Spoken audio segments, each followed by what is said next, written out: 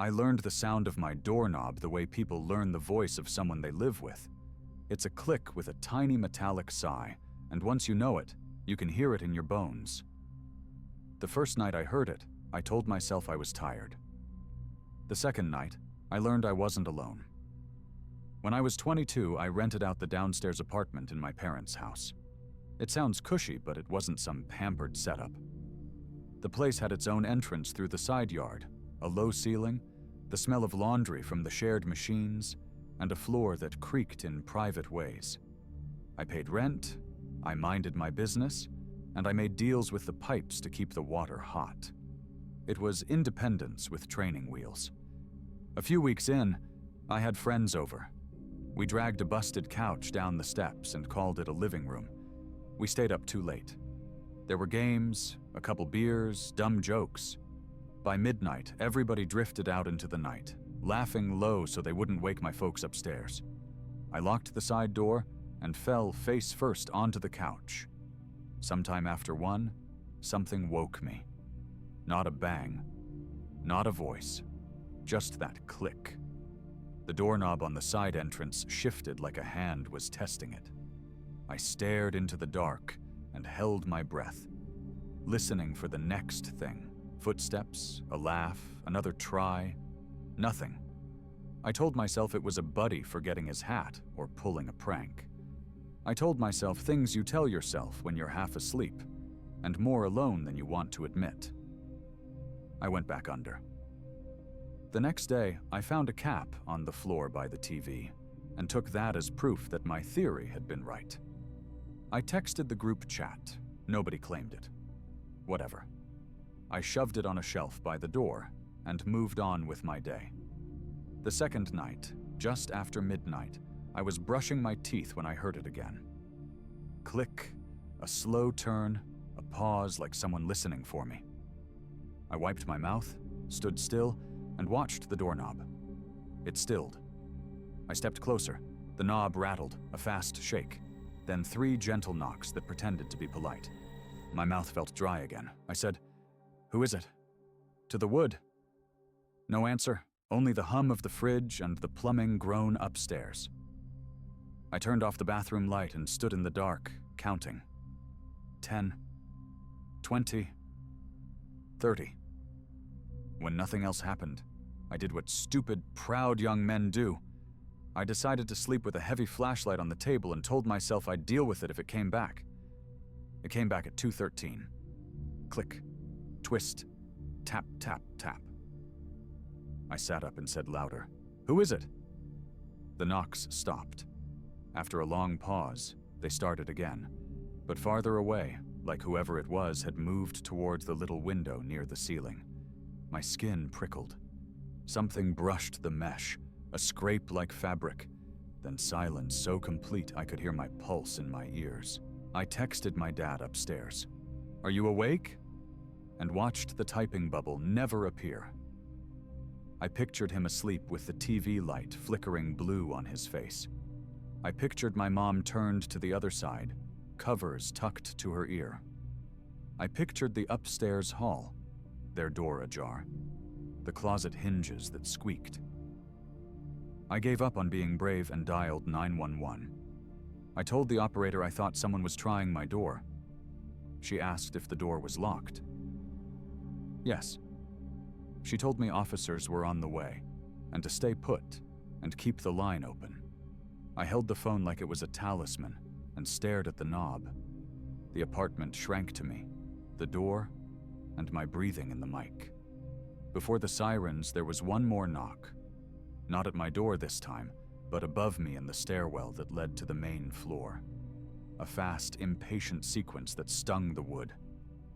I froze and listened to the answering noise of weight moving along the hall upstairs. Not my parents. Too light, too careful, like someone practicing how to be quiet and forgetting that quiet has rhythms. Blue light smeared across the side yard. 2 quick raps, a call of my name. I did not open to the officers until they had me say the code word the dispatcher had chosen, and even then my hands felt rubbery. They stepped in and swept the basement. Nothing obvious. One officer went upstairs to check on my parents. I heard him knock, call out, then his footsteps travel room to room, firm and unbothered. He didn't stay calm. His call sign came tight over his radio, and then there were more boots on the stairs. I stood at the foot of the steps when they brought him out.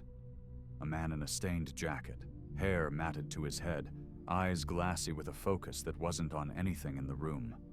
He looked like someone who'd been living in other people's air. He had been under my parents' bed. He had dirt on his knees and a slow, stubborn resistance.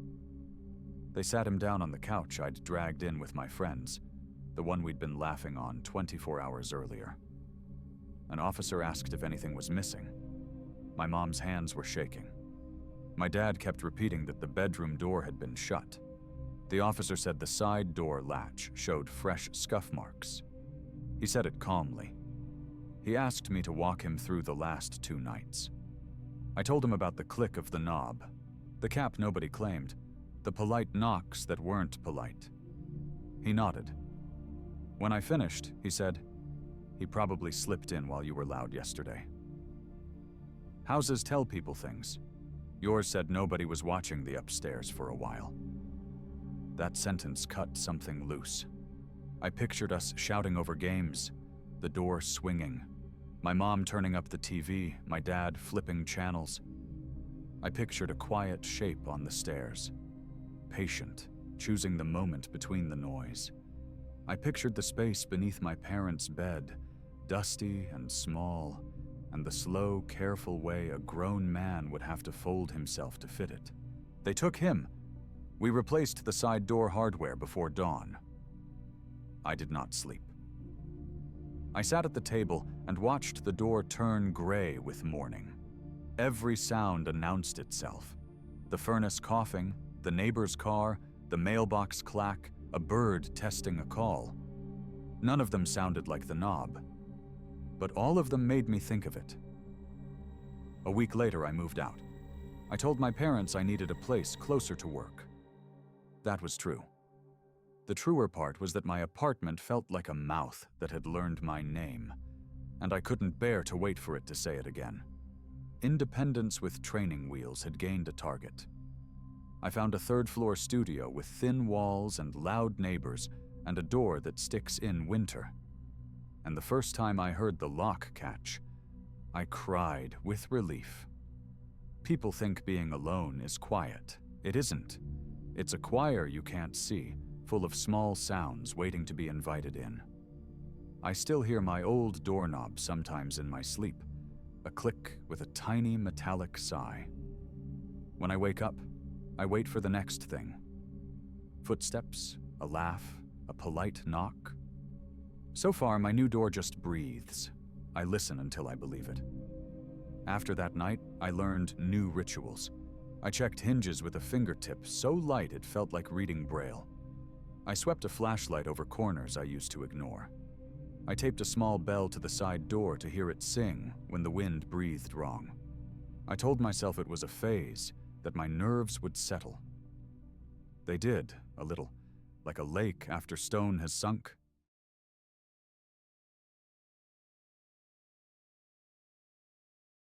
I used to think silence was clean. Then I moved to a cabin where the quiet learned how to say my name. I took the place because it was cheap, and because I was tired of hearing other people's lives through apartment walls.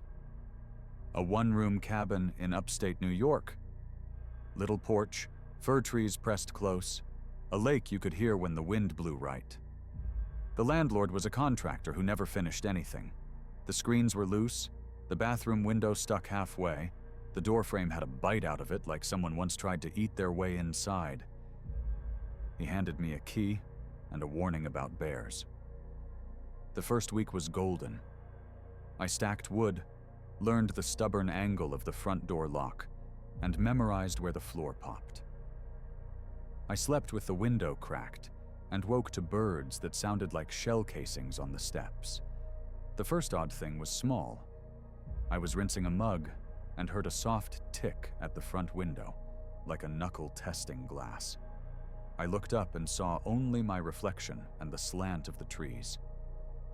The second odd thing was the same sound at the back window over the sink.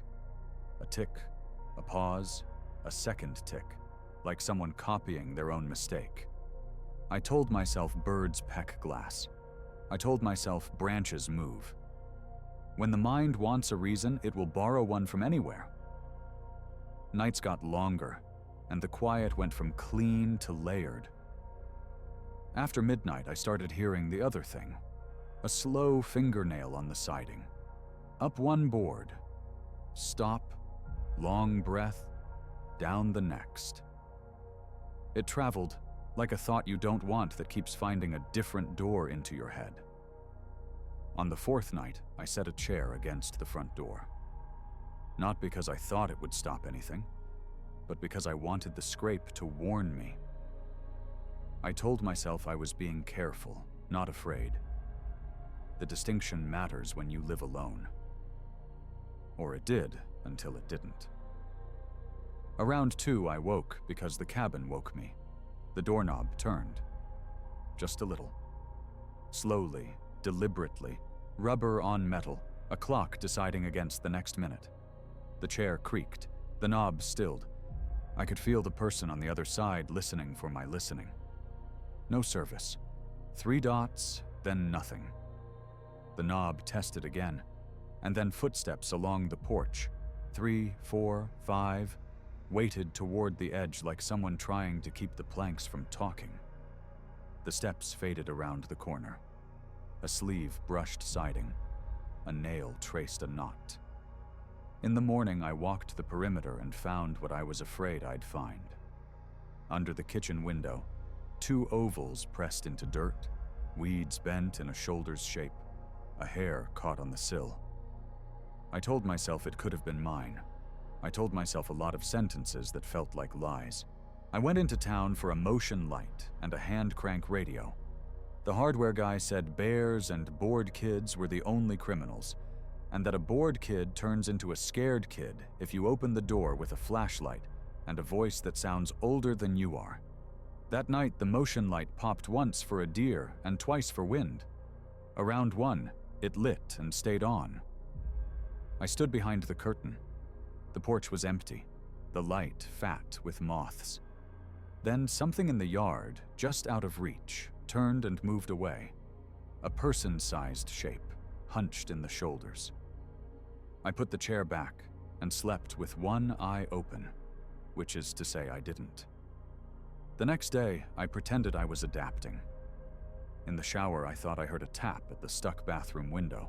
I told myself hot pipes talk. At dusk, I looped my old dog's collar around the inside handle of the front door. Abby's tags make a sound, I trust. If the knob turned, the tags would tell me. It helped, until it didn't. Sometime after 2, the tag sang, a tiny chiming like silver arguing in the dark. The motion light flared. The knob turned, stopped, and then the door took that soft pressure you give when you already know it's locked. "Can I help you?" I said in my daytime voice. The pressure left. Footsteps crossed the porch. The light died. I grabbed the hatchet I keep for wood and the radio from the shelf. The radio gave me weather and then static that sounded like breath. I said, "Police are on the way," and the static went quiet. I went to the bathroom because it had the only door without glass.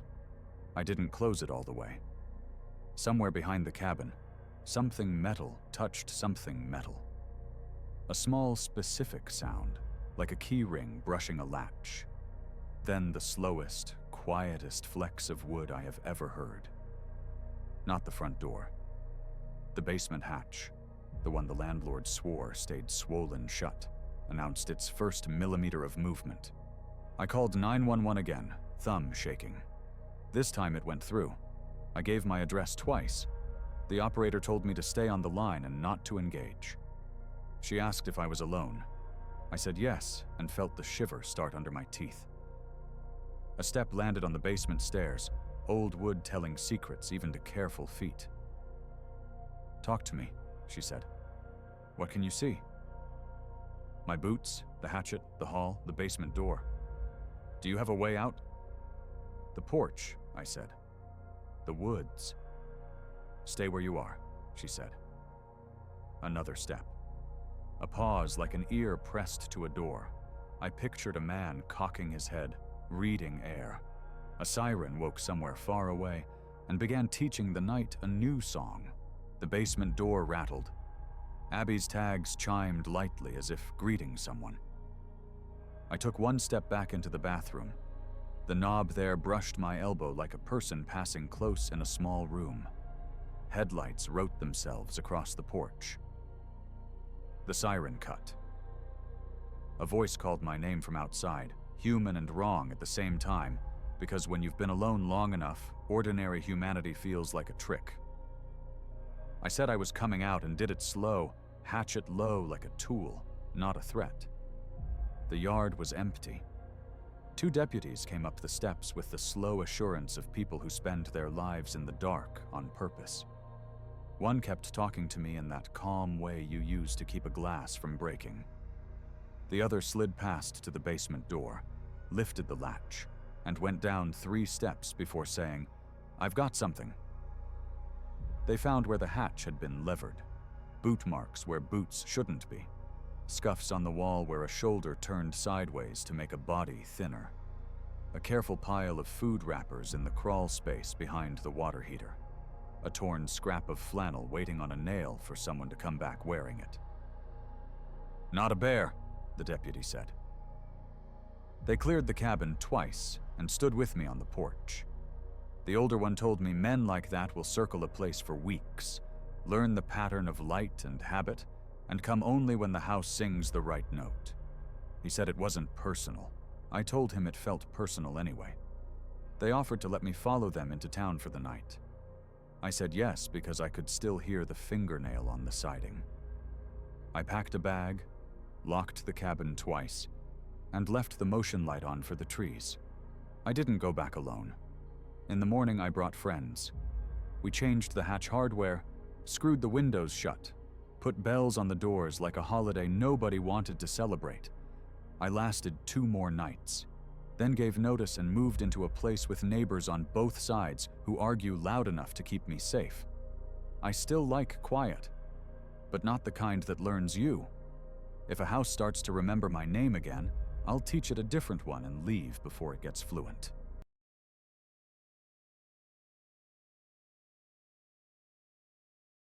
The porch light blinked on by itself, and Abby's growl told me it wasn't moths.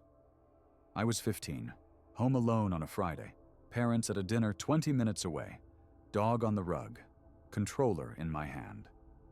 Our house sits back from the road with an L-shaped driveway that disappears behind pines and bends toward the garage. From the living room, you don't see the street, just light and sound when something comes close. My plan was simple. Pizza, 1 more level, take Abby out at 9. The wind had a damp edge. The doors sighed. Even the TV seemed to keep its voice down. At 8:47, Abby sat, ears forward, staring toward the hall and the sidelight windows. The porch light clicked on, a hard, steady glow. Gravel answered with a single crunch, like a heel setting and waiting. I eased to the frosted glass and saw nothing but rails and shadows. Then 3 knuckles tapped, polite and wrong. I said, "Hello?" because I wanted to sound older. Cloth whispered against wood. Abby rumbled. The doorbell rang once, quick, as if someone wanted proof of being there without giving anything away. I didn't look through the peephole. Dad's rule. Talk through wood. "My parents will be right back," I said. Footsteps drifted toward the driveway. The garage motion light woke, throwing a triangle across the gravel. Abby stood on the couch and fixed on the window that faces the bend. Something metallic touched the side door handle. The knob jiggled in a careful test, like a lid someone hoped wasn't latched. Abby barked once. The jiggling stopped. The light blinked off, then on again. I called my mom. Voicemail, my dad. Ring, ring, robot voice. The emergency magnet on the fridge stared at me. I stared back, then picked up the phone again. The interior door to the garage twitched, just once, like an eye widening. That door was locked. I'd checked it twice. I pressed my palm to it anyway. It felt like it was thinking. I called 911. I told the operator I was alone and someone was at my doors. She asked if I could see them. Number. She told me help was on the way, to stay somewhere safe, to keep talking. While I was still on the line, the doorbell rang twice in quick succession. At the same time, Abby's head snapped toward the kitchen. We both heard the slow churn of the basement bulkhead shifting in its frame. It sounds like a drawer full of tools. It sounded like that. Then stopped, then did it again, smaller, as though someone had learned the way to make the least noise. I left the living room light on and backed to the half bath. No windows. I told Abby and she slid beside the sink, body towards the door. I clicked the lock and wished it was thicker. Out in the house, the motion lights held a conversation. On at the porch, off at the garage, on, off. Each click changed the air, like the house was breathing on a schedule. It felt like more than one person. It felt like a plan built on the idea that a kid would open to politeness. Sirens live far away when you need them. When I finally heard one, it came like a thin thread, pulling closer yard by yard. The bulkhead scraped once more and then slammed, as if someone lost patience. Abby growled and put her chin on her paws, waiting to be brave. Tires crushed gravel. A voice shouted my last name and sheriff's department. The operator told me to ask for a badge number and wait for her to match it. I did. She did. I unlocked bathroom, hall, and front door, each click a gamble. 2 deputies stepped in, flashlights cutting the house into new shapes. One kept me talking. The other checked the garage and the bulkhead. The garage knob wore a clean crescent where a tool had kissed it. The bulkhead had fresh scratches around the hasp, the kind weather doesn't make. They cleared the basement. Nothing. They walked the yard and didn't like the damp mulch along the side path. 2 sets of footprints, fresh, inbound from the trees, stopping near the garage like the makers believed in their plan. My parents pulled in with the blinker still on. My mom's hands didn't know whether to hug or count. My dad's voice went low and even. The deputy explained how people test houses. Knock, bell, side door, garage, bulkhead, looking for the weak link. He said we'd done it right by staying behind wood and calling. He said not going outside had probably saved us from a story we didn't want. They stayed until the lights felt like hours again. The operator ended the call only when a deputy watched me lock every latch. He pressed the bulkhead and frowned. "Get a better hasp tomorrow," he said. "Tonight, put something heavy on it."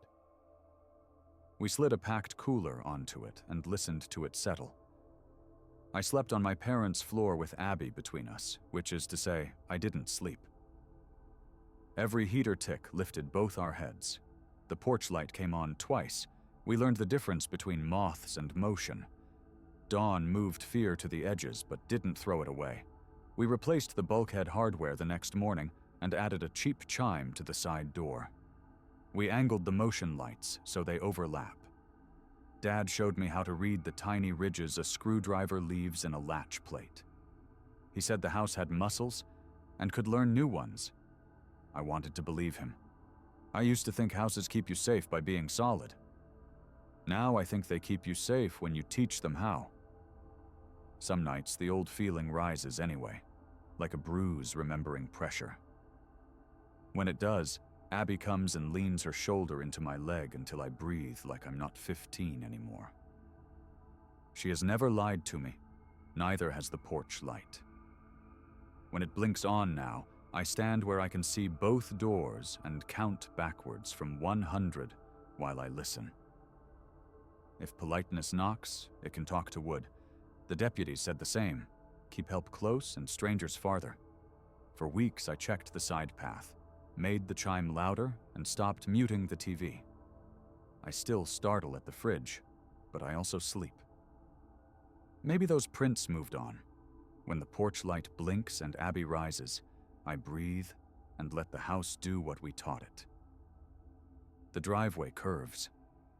I know how to watch it now.